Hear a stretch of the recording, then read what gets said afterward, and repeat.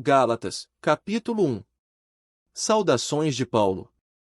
Eu, Paulo, apóstolo, nomeado não por um grupo de pessoas, nem por alguma autoridade humana, mas pelo próprio Jesus Cristo e por Deus, o Pai, que ressuscitou Jesus dos mortos, escrevo esta carta, com todos os irmãos que estão comigo, às igrejas da Galácia. Que Deus, o Pai e nosso Senhor Jesus Cristo lhes dê em graça e paz. Jesus entregou sua vida por nossos pecados, a fim de nos resgatar deste mundo mau, conforme Deus nosso Pai havia planejado. Toda a glória a Deus para todo sempre. Amém. Uma só mensagem de boas novas. Admiro-me que vocês estejam se afastando tão depressa daquele que os chamou para si por meio da graça de Cristo. Vocês estão seguindo um caminho diferente que se faz passar pelas boas novas, mas que não são boas novas de maneira nenhuma. Estão sendo perturbados por aqueles que distorcem deliberadamente as boas novas de Cristo. Que seja amaldiçoado qualquer um, incluindo nós, ou mesmo um anjo do céu, que anunciar boas novas diferentes das que nós lhes anunciamos. Repito o que disse antes, se alguém anunciar boas novas diferentes das que vocês receberam, que seja amaldiçoado. Acaso estou tentando conquistar a aprovação das pessoas? Ou será que procuro a aprovação de Deus? Se meu objetivo fosse agradar as pessoas, não seria servo de Cristo. A mensagem de Paulo vem de Cristo. Irmãos, quero que vocês entendam que a mensagem das boas novas por mim anunciada não provém do raciocínio humano. Não a recebi de fonte humana, e ninguém a ensinou a mim. Ao contrário, eu a recebi por revelação de Jesus Cristo. Vocês sabem como eu era quando seguia a religião judaica, como perseguia com violência a Igreja de Deus. Não medi esforços para destruí-la. Superava muitos dos judeus de minha geração, sendo extremamente zeloso pelas tradições de meus antepassados. Contudo, ainda antes de eu nascer, Deus me escolheu e me chamou por sua graça. Foi do agrado dele revelar seu Filho a mim, para que eu o anunciasse aos gentios. Quando isso aconteceu, não consultei ser humano algum. Tampouco subi a Jerusalém para pedir o conselho daqueles que eram apóstolos antes de mim. Em vez disso, fui à Arábia e depois voltei à cidade de Damasco. Então, passados 3 anos, fui a Jerusalém para conhecer Pedro, com quem permaneci 15 dias. O único outro apóstolo que vi naquela ocasião foi Tiago, irmão do Senhor. Afirmo diante de Deus que o que lhes escrevo não é mentira. Depois disso, fui às províncias da Síria e da Cilícia. As igrejas em Cristo que estão na Judéia ainda não me conheciam pessoalmente. Sabiam apenas o que as pessoas diziam, aquele que nos perseguia agora anuncia a mesma fé que antes tentava destruir. E louvavam a Deus por minha causa. Gálatas, capítulo 2. Os apóstolos aceitam Paulo. 14 anos depois, voltei a Jerusalém, dessa vez com Barnabé, e Tito também nos acompanhou. Fui para lá por causa de uma revelação. Reuni-me em particular com os líderes e compartilhei com eles as boas novas que tenho anunciado aos gentios. Queria me certificar de que estávamos de acordo, pois temia que meus esforços, anteriores e presentes, fossem considerados inúteis. Mas eles me apoiaram e nem sequer exigiram que Tito, que me acompanhava, fosse circuncidado, embora fosse gentio. Essa questão foi levantada apenas por causa de alguns falsos irmãos que se infiltraram em nosso meio para nos espionar e nos tirar a liberdade que temos em Cristo Jesus. Sua intenção era nos escravizar, mas não cedemos a eles nem por um momento, a fim de preservar a verdade das boas novas para vocês. Quanto aos líderes, cuja reputação, a propósito, não fez diferença alguma para mim, pois Deus não age com favoritismo, nada tiveram a acrescentar àquilo que eu pregava. Ao contrário, viram que me havia sido confiada a responsabilidade de anunciar as boas novas aos gentios, assim como a Pedro tinha sido confiada a responsabilidade de anunciar as boas novas aos judeus. Pois o mesmo Deus que atuou por meio de Pedro como apóstolo aos judeus também atuou por meu intermédio como apóstolo aos gentios. De fato, Tiago, Pedro e João, tidos como colunas, reconheceram a graça que me foi dada e aceitaram Barnabé e a mim como seus colaboradores.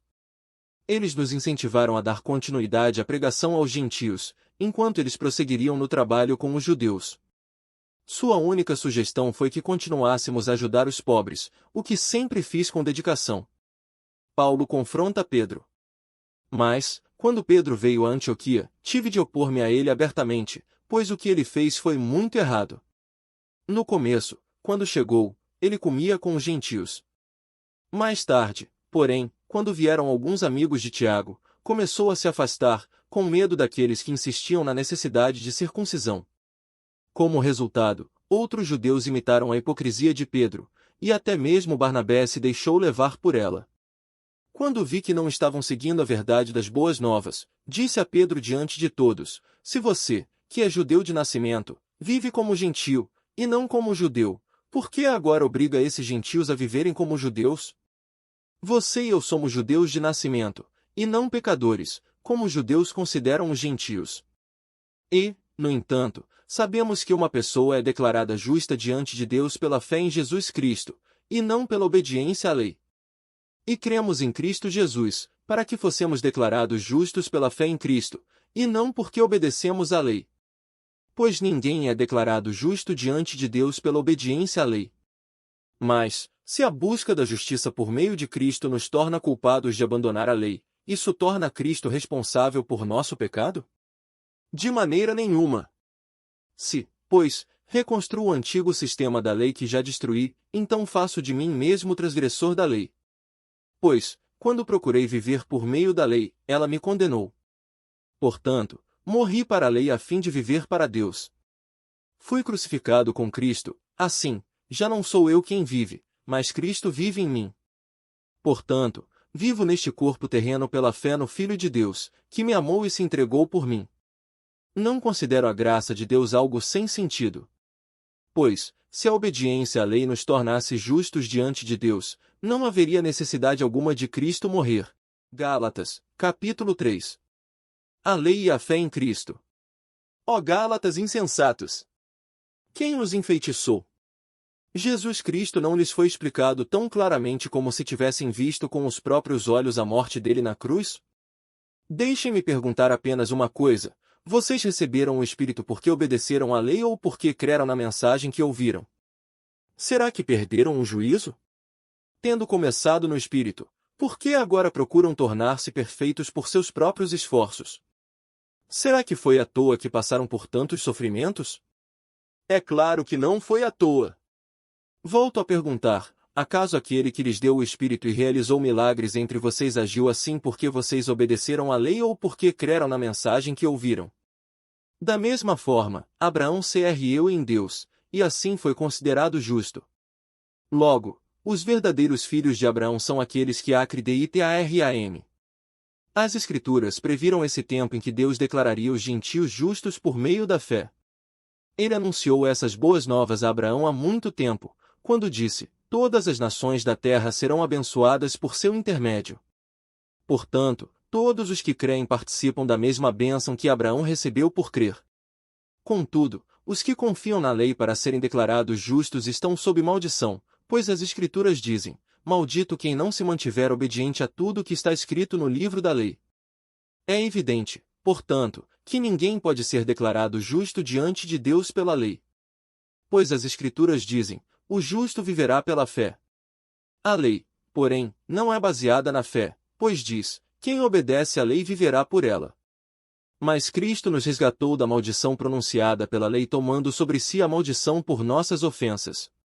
Pois as Escrituras dizem: maldito todo aquele que é pendurado no madeiro. Por meio de Cristo Jesus, os gentios foram abençoados com a mesma bênção de Abraão, para que recebêssemos, pela fé, o Espírito prometido. A lei e a promessa de Deus. Irmãos, apresento-lhes um exemplo da vida diária. Ninguém pode anular ou fazer acréscimos a uma aliança irrevogável. Pois bem, Deus fez a promessa a Abraão e a seu descendente. Observem que as Escrituras não dizem a seus descendentes, como se fosse uma referência a muitos, mas sim a seu descendente, isto é, Cristo. É isto que quero dizer: a lei, que veio 430 anos depois, não pode anular a aliança que Deus estabeleceu com Abraão, pois nesse caso a promessa seria quebrada. Portanto, se a herança pudesse ser recebida pela obediência à lei, ela não viria pela aceitação da promessa. No entanto, Deus, em sua bondade, a concedeu a Abraão como promessa. Qual era, então, o propósito da lei? Ela foi acrescentada à promessa para mostrar às pessoas seus pecados. Mas a lei deveria durar apenas até a vinda do descendente prometido. Por meio de anjos, a lei foi entregue a um mediador. Um mediador, porém, só é necessário quando dois ou mais precisam chegar a um acordo, e Deus é um só. Existe, portanto, algum conflito entre a lei e as promessas de Deus? De maneira nenhuma. Se a lei fosse capaz de nos conceder nova vida, seríamos declarados justos pela obediência a ela. Mas as Escrituras afirmam que somos todos prisioneiros do pecado, de modo que nós, os que cremos, recebemos a promessa de libertação apenas pela fé em Jesus Cristo. Filhos de Deus pela fé. Antes que o caminho da fé se tornasse disponível, fomos colocados sob a custódia da lei e mantidos sob a sua guarda, até que essa fé fosse revelada. Em outras palavras, a lei foi nosso guardião até a vinda de Cristo, ela nos protegeu até que, por meio da fé, pudéssemos ser declarados justos. Agora que veio o caminho da fé, não precisamos mais da lei como guardião. Pois todos vocês são filhos de Deus por meio da fé em Cristo Jesus. Todos que foram unidos com Cristo no batismo se revestiram de Cristo. Não há mais judeu nem gentio, escravo nem livre, homem nem mulher, pois todos vocês são um em Cristo Jesus. E agora que pertencem a Cristo, são verdadeiros filhos de Abraão, herdeiros dele segundo a promessa de Deus. Gálatas, capítulo 4. Portanto, pensem da seguinte forma: enquanto não atingir a idade adequada, o herdeiro não está numa posição muito melhor que a de um escravo, apesar de ser dono de todos os bens. Deve obedecer a seus tutores e administradores até a idade determinada por seu pai. O mesmo acontecia conosco. Éramos como crianças, éramos escravos dos princípios básicos deste mundo. Mas, quando chegou o tempo certo, Deus enviou seu Filho, nascido de uma mulher e sob a lei. Assim o fez para resgatar a nós que estávamos sob a lei, a fim de nos adotar como seus filhos. E, porque nós somos seus filhos, Deus enviou ao nosso coração o Espírito de seu Filho, e por meio dele clamamos: Abba, Pai. Agora você já não é escravo, mas filho de Deus. E, uma vez que é filho, Deus o tornou herdeiro dele. A preocupação de Paulo com os Gálatas. Antes de conhecerem a Deus, vocês eram escravos de supostos deuses que, na verdade, nem existem. Agora que conhecem a Deus, ou melhor, agora que Deus os conhece, por que desejam voltar atrás e tornar-se novamente escravos dos frágeis e inúteis princípios básicos deste mundo? Vocês insistem em guardar certos dias, meses, estações ou anos. Temo por vocês. Talvez meu árduo trabalho em seu favor tenha sido inútil. Irmãos, peço-lhes que sejam como eu, pois eu também sou como vocês. E vocês não me trataram mal e certamente se lembram de que eu estava doente quando lhes anunciei as boas novas pela primeira vez. Embora minha saúde precária fosse uma tentação para me rejeitarem, vocês não me desprezaram nem me mandaram embora. Ao contrário, acolheram-me e cuidaram de mim como se eu fosse um anjo de Deus, ou mesmo o próprio Cristo Jesus. O que aconteceu com a alegria que vocês demonstraram naquela ocasião? Estou certo de que, se fosse possível, teriam arrancado os próprios olhos e os teriam dado a mim. Acaso me tornei inimigo de vocês porque lhes digo a verdade? Esses falsos mestres estão extremamente ansiosos para agradá-los, mas suas intenções não são boas. Querem afastá-los de mim para que dependam deles. Se alguém deseja agradá-los, muito bem, mas que o faça sempre, e não só quando estou com vocês. Ó meus filhos queridos, sinto como se estivesse passando outra vez pelas dores de parto por sua causa, e elas continuarão até que Cristo seja plenamente desenvolvido em vocês. Gostaria de poder estar aí com vocês para lhes falar em outro tom. Mas, distante como estou, não sei o que mais fazer para ajudá-los. Os dois filhos de Abraão. Digam-me, vocês que desejam viver debaixo da lei, acaso sabem o que a lei diz de fato? De acordo com as Escrituras, Abraão teve dois filhos, um nascido de uma escrava e outro de sua esposa, que era livre. 23 O filho da escrava nasceu segundo a vontade humana, o filho da mulher livre nasceu segundo a promessa.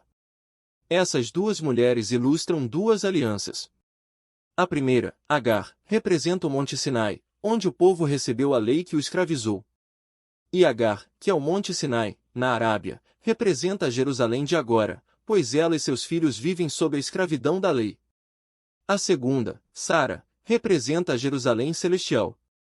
Ela é a mulher livre, e a nossa mãe. Como dizem as Escrituras: alegre-se, mulher sem filhos. Você que nunca deu à luz. Grite de alegria.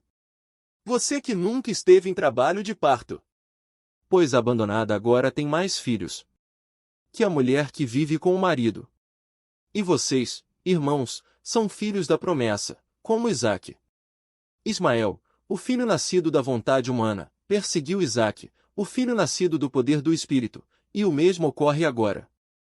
Mas o que dizem as Escrituras sobre isso? Livre-se da escrava e do filho dela, pois o filho da escrava não será herdeiro junto com o filho da mulher livre. Portanto, irmãos, não somos filhos da escrava, somos filhos da mulher livre. Gálatas, capítulo 5. Liberdade em Cristo. Portanto, permaneçam firmes nessa liberdade, pois Cristo verdadeiramente nos libertou. Não se submetam novamente à escravidão da lei. Prestem atenção. Eu, Paulo, lhes digo, se vocês se deixarem ser circuncidados, Cristo de nada lhes servirá. Volto a dizer, todo aquele que se deixa ser circuncidado deve obedecer a toda a lei. Pois, se vocês procuram tornar-se justos diante de Deus pelo cumprimento da lei, foram separados de Cristo e caíram para longe da graça. Mas nós que vivemos pelo Espírito, esperamos ansiosamente receber pela fé a justiça que Deus nos prometeu. Pois, em Cristo Jesus, não há benefício algum em ser ou não circuncidado. O que importa é a fé que se expressa pelo amor. Vocês estavam indo bem na corrida, quem os impediu de seguir a verdade? Certamente não foi Deus quem os levou a pensar assim, pois Ele os chamou para serem livres. Um pouco de fermento se espalha por toda a massa. Confio que o Senhor os guardará de crer em falsos ensinamentos. Aquele que os perturbar, seja ele quem for, será julgado. Irmãos, se eu ainda prego que vocês devem ser circuncidados, como dizem alguns, por que continuo a ser perseguido? Se eu não pregasse a salvação exclusivamente por meio da cruz, ninguém se ofenderia. Esses sujeitos que os perturbam deveriam castrar a si mesmos. Porque vocês, irmãos, foram chamados para viver em liberdade. Não a usem, porém, para satisfazer sua natureza humana. Ao contrário, usem-na para servir uns aos outros em amor. Pois toda a lei pode ser resumida neste único mandamento: ame o seu próximo como a si mesmo. Mas, se vocês estão sempre mordendo e devorando uns aos outros, tenham cuidado, pois correm o risco de se destruírem. A vida pelo Espírito. Por isso digo, deixem que o Espírito guie sua vida. Assim, não satisfarão os anseios de sua natureza humana.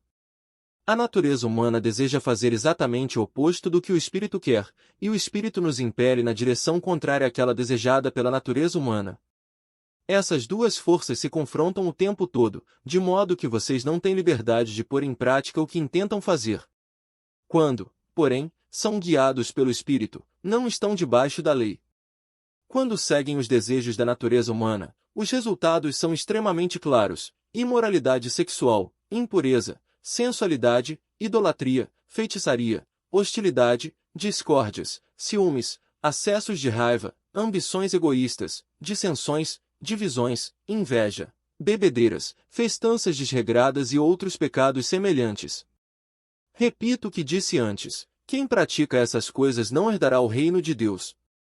Mas o Espírito produz este fruto: amor, alegria, paz, paciência, amabilidade, bondade, fidelidade, mansidão e domínio próprio. Não há lei contra essas coisas. Aqueles que pertencem a Cristo Jesus crucificaram as paixões e os desejos de sua natureza humana. Uma vez que vivemos pelo Espírito, sigamos a direção do Espírito em todas as áreas de nossa vida. Não nos tornemos orgulhosos, provocando e invejando uns aos outros. Gálatas, capítulo 6. Colhemos aquilo que semeamos. Irmãos, se alguém for vencido por algum pecado, vocês que são guiados pelo Espírito devem com mansidão ajudá-lo a voltar ao caminho certo. E cada um cuide para não ser tentado. Ajudem a levar os fardos uns dos outros e obedeçam desse modo à lei de Cristo. Se vocês se consideram importantes demais para ajudar os outros, estão apenas enganando a si mesmos. Cada um preste muita atenção em seu trabalho, pois então terá a satisfação de havê-lo feito bem e não precisará se comparar com os outros. Porque cada um de nós é responsável pela própria conduta. Aqueles que recebem o ensino da palavra devem repartir com seus mestres todas as coisas boas. Não se deixem enganar, ninguém pode zombar de Deus. A pessoa sempre colherá aquilo que semear. Quem vive apenas para satisfazer sua natureza humana colherá dessa natureza ruína e morte. Mas quem vive para agradar o Espírito colherá do Espírito a vida eterna. Portanto, não nos cansemos de fazer o bem. No momento certo, teremos uma colheita de bênçãos, se não desistirmos. Por isso, sempre que tivermos oportunidade, façamos o bem a todos, especialmente aos da família da fé. Conselhos finais de Paulo. Vejam com que letras grandes lhes escrevo, de próprio punho, estas palavras finais. Aqueles que procuram obrigá-los a se circuncidarem desejam causar boa impressão para outros, a fim de não serem perseguidos por ensinar que somente a cruz de Cristo pode salvar. E nem mesmo aqueles que defendem a circuncisão cumprem toda a lei. Querem que vocês sejam circuncidados só para que eles se gloriem disso. Quanto a mim, que eu jamais me glorie em qualquer coisa, a não ser na cruz de nosso Senhor Jesus Cristo. Por causa dessa cruz meu interesse neste mundo foi crucificado, e o interesse do mundo em mim também morreu. Não importa se fomos circuncidados ou não. O que importa é que fomos transformados em nova criação. Que a paz e a misericórdia de Deus estejam sobre todos os que vivem de acordo com esse princípio e sobre o Israel de Deus. De agora em diante, que ninguém me perturbe com essas coisas, pois levo em meu corpo cicatrizes que mostram que pertenço a Jesus. Irmãos, que a graça de nosso Senhor Jesus Cristo esteja com o espírito de vocês. Amém.